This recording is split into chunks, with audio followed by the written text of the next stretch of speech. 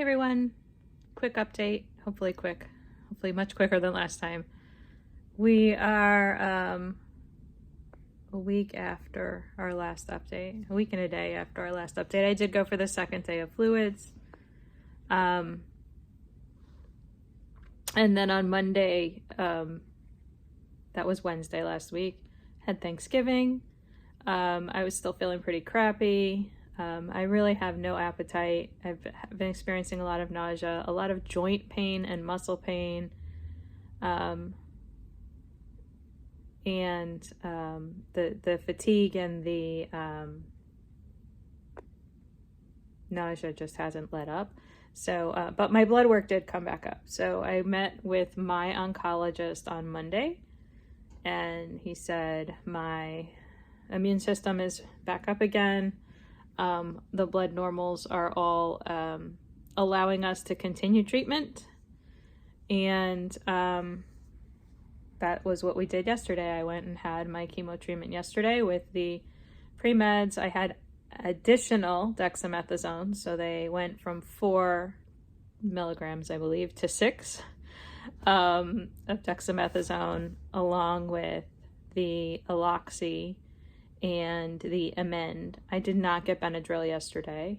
They feel it. I don't need the Benadryl with the adriamycin at all. So I was a little concerned about that and being able to sleep with an additional dose of dexamethasone and no Benadryl, but I didn't have trouble sleeping last night or all day today.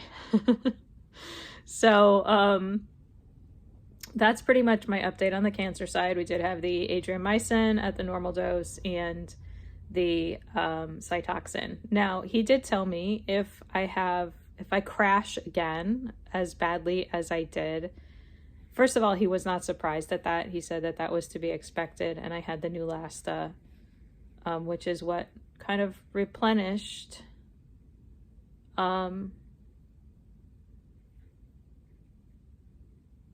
everything so quickly.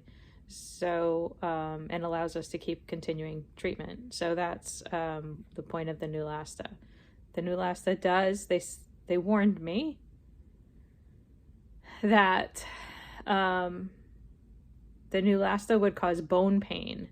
And we looked it up. As the bone marrow volume increases, it puts pressure on the bones, and that's what causes the bone pain. And to mitigate that, you take Claritin, and that's supposed to help with that pain. I did take Claritin and Advil to cope with that pain, and it was pretty extraordinary. It was it surprised me that I'm like, oh, bone pain. Okay, now I know what they mean. It means your bones, like my whole skeleton hurt. I said to my husband when I leaned forward to pick something up off the floor, I'm like, it feels like my chest is falling out, like the bones in my chest, my sternum is just falling out of my chest.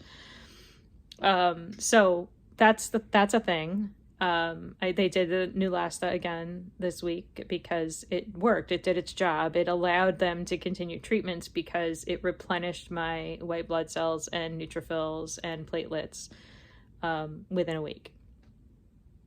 Or 2 weeks.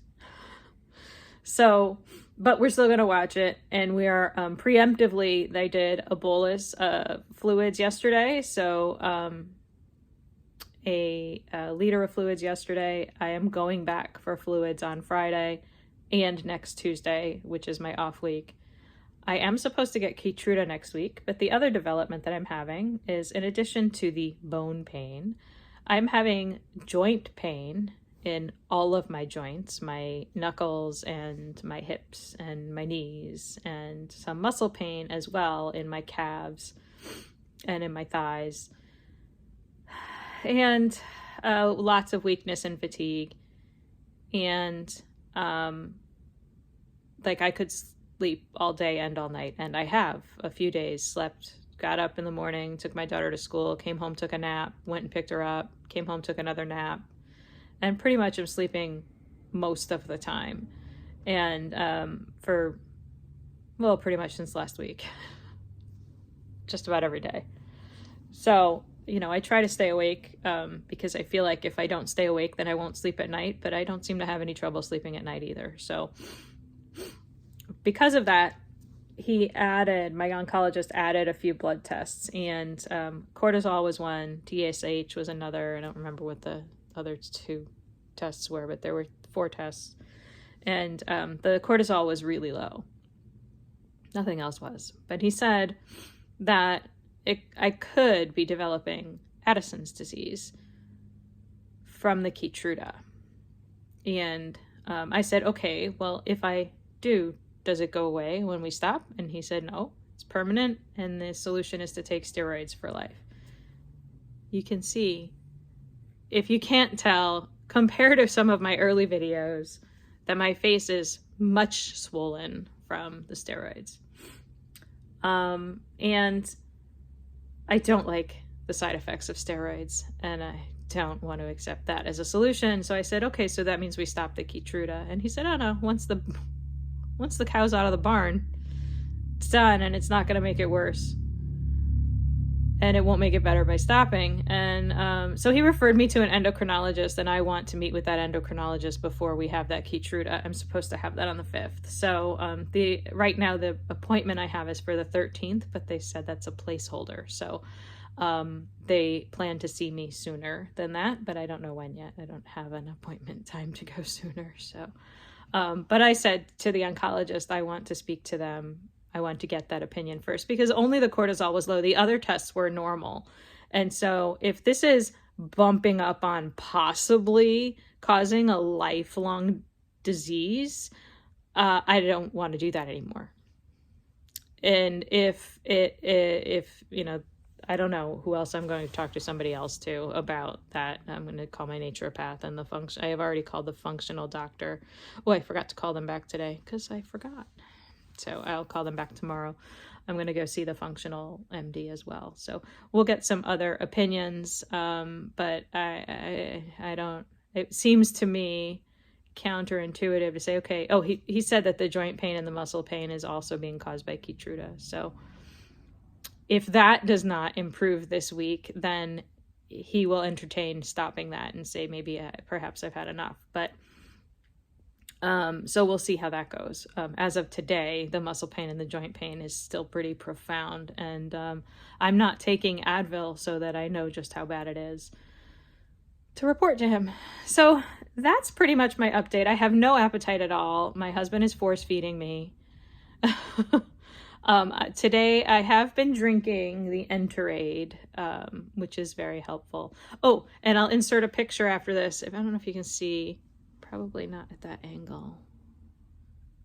The little line, oh, maybe there you can see it a little bit. That little line in my finger, see that dark line? That's caused by the adriamycin.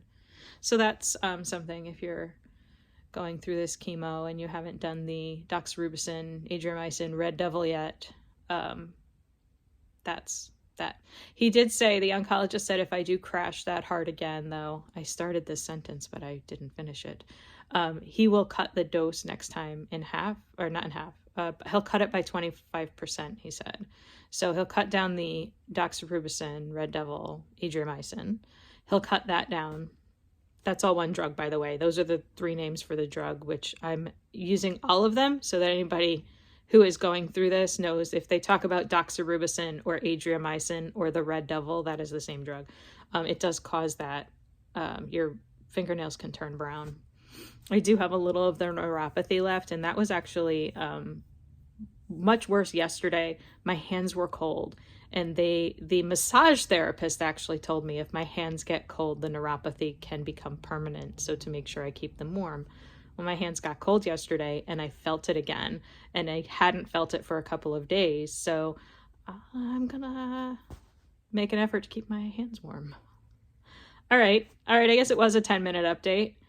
That is the update. And yeah, that's about it. My husband's going to call me in a little bit to ask what I want for dinner. I don't feel like eating anything. I've slept most of the day. I drank 1 and